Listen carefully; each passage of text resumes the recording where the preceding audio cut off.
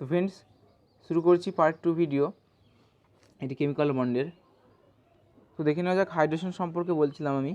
তো হাইড্রেশন বা মানে হচ্ছে সংক্রায়ন। তো সংক্রায়ন অনেক প্রকারের হয়, যেমন sp সংক্রায়ন, sp2 সংক্রায়ন, sp3 সংক্রায়ন, sp3d, এছাড়া sp3d2, sp3d2 এছাড়া sp3d3।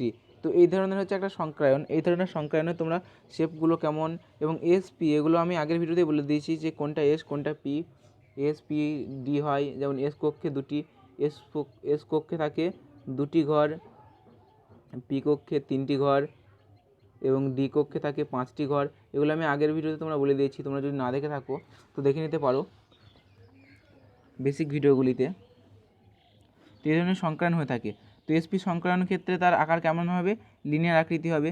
sp2 ক্ষেত্রে হবে ট্রাইগোনাল আকৃতি, sp3 ক্ষেত্রে হবে টেট্রাহেড্রাল। তো তোমরা যদি এগুলো ভালোভাবে জানতে চাও তাহলে তোমরা সার্চ করতে পারো ইউটিউব অথবা গুগলে লিখবে যে sp2, ধরো sp2 দেখবে, গুগলে লিখে দেবে sp2 হাইব্রিডেশন জিওমেট্রি। তো তোমরা যে ধরনের শেপ দেখতে পাবে সেই ধরনের শেপকে বলা হবে sp2। তো তোমরা সেটা দেখে নেবে। মিথেনের ক্ষেত্রে কি হয়? মিথেনের ক্ষেত্রে থাকে sp3 শেপ, sp3 থাকে মিথেনের ক্ষেত্রে শেপ, যেটা হচ্ছে টেট্রাহেড্রাল। মিথেনের হচ্ছে CH4, অর্থাৎ শেপ হচ্ছে টেট্রাহেড্রাল। তাদের মধ্যবর্তী কোণগুলো থাকে 109 ডিগ্রি 28 মিনিট। তো এরপর দেখো বন্ড এনার্জি কি। দেখো বন্ড এনার্জি হচ্ছে the amount of energy required to break one mole bonds of a particular type between the atom in the gaseous state of a substance is called bond energy. The bond energy depends upon the following factors, যেমন size of atom আর একটা হচ্ছে multiplicity of bond. তো bond energy হচ্ছে, ধরো এখানে একটা hydrogen, এখানে একটা হাইড্রোজেন, এর মধ্যে একটা বন্ড। এই বন্ডটাকে আমরা যদি ভাঙতে চাই তো যে পরিমাণ শক্তি দরকার সেই পরিমাণ শক্তিকে বলা হয় বন্ড এনার্জি। তো এই বন্ডের যে এনার্জি, মানে এই বন্ডের কতটা পরিমাণ শক্তি থাকতে পারে সেটা দুটো বিষয়ের উপর নির্ভর করে। একটা হচ্ছে এই বন্ডের সাইজটা কীরকম, আর একটা হচ্ছে এটা ক বন্ধন, এক বন্ধন, দ্বিবন্ধন আর ত্রিবন্ধন, মাল্টিপ্লিসিটি অফ বন্ড মানে এটা বোঝায়। আর একটা হচ্ছে সাইজ অফ বন্ড। তো দেখো আমি এটা দিয়ে বুঝিয়ে দিচ্ছি। বলছে দেখো greater the size of atom, অ্যাটমের সাইজ যত বেশি হবে lesser will be bond energy, bond energy তত কম হবে। দেখো এটা যদি দৈর্ঘ্য যত বেশি হবে কী হবে? তত কম হবে, সাইজ যত বেশি হবে। তো এবার দেখো বন্ড এর পরে হচ্ছে greater the bond multiplicity more will be bond energy. মানে ধরো যদি 3 বন্ধন থাকে, এখানে যদি একটা সুতো দিয়ে যদি কিছু বাঁধা থাকে সেটা ভাঙতে যতটা পরিমাণ কষ্ট না হবে, যদি 3টে সুতো দিয়ে যদি বাঁধা থাকে তো তার থেকে অনেক বেশি পরিমাণ আমাদের বল প্রয়োগ করতে হবে। তো এখান থেকেই তোমরা এভাবে তোমরা মনে রাখবে। এটা মনে করবে একটা সুতো দিয়ে বাঁধা, 3টে সুতো দিয়ে বাঁধা, তাহলে 3টে সুতো দিয়ে বাঁধা থাকলে কী করতে হবে? অবশ্যই আমাদের বেশি শক্তির প্রয়োজন হবে। তো সেখানে এটা বলা হচ্ছে মোর উইল বি বন্ড এনার্জি। দেখো বন্ড এনার্জি কী হচ্ছে, প্রথমে হবে সিঙ্গেল বন্ড, তারপর ডবল বন্ড, তারপর ট্রিপল বন্ড। বন্ড এনার্জি কী হবে? প্রথমে হাইড্রোজেনের সাথে একটা সিঙ্গেল বন্ড, মানে একটা সুতো দিয়ে বাঁধলাম, তার থেকেও শক্তি কার বেশি হবে? যদি দুটো ডবল বন্ড থাকে, তার থেকেও শক্তি বেশি হবে যদি ট্রিপল বন্ড থাকে, এরকম। এবার হচ্ছে বন্ড লেন্থ। দেখো লেন্থ যত বেশি হবে শক্তি কী হবে? তত কম হবে। ধরো এই একটা বন্ড যদি লেন্থ যত বেশি হয় শক্তি থাকবে তত কমে যাবে কোনো কিছুর। The average equilibrium distance between the centers of the two bond atom is called bond length. The bond length is influenced by the following factors. একটা হচ্ছে সাইজ অ্যাটম আর একটা হচ্ছে মাল্টিপ্লিসিটি অফ বন্ড। দেখো greater the size of atom, অ্যাটমের size যত বেশি হবে greater will be bond length. স্বাভাবিক কথা, অ্যাটমের সাইজ বেশি হলেই তো তার বন্ধন দৈর্ঘ্য বেড়ে যাবে। আর একটা হচ্ছে গ্রেটার দ্য বন্ড মাল্টিপ্লিসিটি, মানে যত বন্ডের সংখ্যা বাড়বে lesser will be bond length, এবং বন্ধনের সংখ্যা তত কমবে। মানে এক বন্ধন থাকলে যত দ্রুত অবস্থা হবে, যদি 3টে বন্ধন থাকে তার থেকে কম বন্ধনে উপস্থিত হবে, এরকম। তো এবার আমরা দেখব হাইড্রোজেন বন্ড। হাইড্রোজেন বন্ডটা কি? When hydrogen atom is present between two most electronegative atom, যেমন হচ্ছে NOF, তিনটেই দেখো খুব মোস্ট হচ্ছে একটা ইলেকট্রোনেগেটিভ মৌল।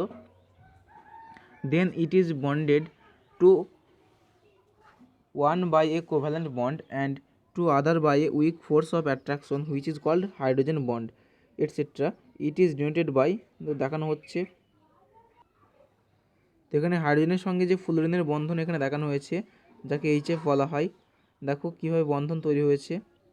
এছাড়া হাইড্রোজেনের সাথে অক্সিজেনের দেখানো হচ্ছে যেমন জলের অণু কীভাবে বন্ধন তৈরি করে, জলের অণু এভাবে হাইড্রোজেন বন্ড গঠন করা হয়।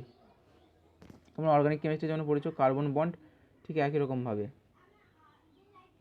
তো ফ্রেন্ডস এরপর দেখা যাক H2O is liquid due to formation of hydrogen bond. তো জল তরল হয় কার জন্য? হাইড্রোজেন বন্ডের জন্য। H2S hydrogen sulphide does not form hydrogen bond so it is gas at the room temperature. এবং হাইড্রোজেন সালফাইড তার জন্য রুম টেম্পারেচারে কী হয়? গ্যাসে পরিণত হয়। দেখো there are two types of hydrogen bond, একটা হচ্ছে ইন্টারমলিকুলার হাইড্রোজেন বন্ড আর একটা হচ্ছে ইন্ট্রামলিকুলার। তো ফ্রেন্ডস এটা কীভাবে মনে রাখবে দুটো, ইন্টারমলিকুলারটা মনে রাখবে ইন্টারমলিকুলার, ইন্টার থেকে মনে রাখবে ইন্টারন্যাশনাল,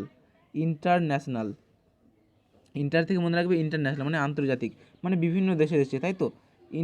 ইন্টারন্যাশনাল মানে, সুতরাং একইভাবে ইন্টারমলিকুলার মানে যখন দুই বা তার বেশি, মানে একই মধ্যে নয়, দুই বা তার বেশি, যেমন এখানে দেখো আমি পাশে দেখিয়েছি ছবি এঁকে, যে দুই বা তার বেশি মোলের মধ্যে যে ধরনের বল প্রয়োগ করা হয় সেটা হবে ইন্টারমলিকুলার।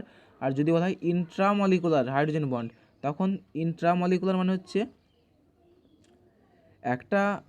একটার মধ্যেই, একটা অ্যাটমের মধ্যেই যে বন্ডের সৃষ্টি হয় সেটাকে বলা হয় ইন্ট্রামলিকুলার। আর ইন্টারন্যাশনাল থেকে তোমরা মনে রাখবে ইন্টারমলিকুলার, সেটা হচ্ছে বিভিন্ন মলিকুলার মধ্যে। দেখো intermolecular hydrogen bond arise when hydrogen bonding occurs between two or more molecule. In this case melting point and boiling point of compound increase due to molecular association. তো এদের ক্ষেত্রে মেল্টিং পয়েন্ট আর বয়লিং পয়েন্ট কী হয়? বেশি হয় অনেক। এবার দেখো when hydrogen bonding occurs within a molecule then it is called intramolecular hydrogen bonding due to cyclisation melting point and boiling point of the compound decrease in the case. তো এক্ষেত্রে যখন দেখো এখানে একটি অ্যাটমের মধ্যেই সব হচ্ছে, এটাকে বলা হয় ইন্ট্রামলিকুলার। আর যেখানে বিভিন্ন মলিকুলের ক্ষেত্রে হচ্ছে সেটা হচ্ছে ইন্টারমলিকুলার। তো এটা কার কম্পাউন্ড দেখানো হচ্ছে? বেনজিনের মাথায় হচ্ছে HNO3। তো এবার দেখে নাও যে due to intermolecular hydrogen bonding between alcohol and water, alcohol is soluble in water, alcohol হচ্ছে সলিউবল হচ্ছে ওয়াটার।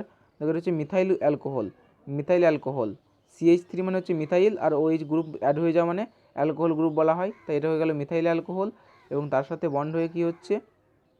ওয়াটার H2O যোগ হচ্ছে, এবং এটা বলছে জলে সলিউবল হবে।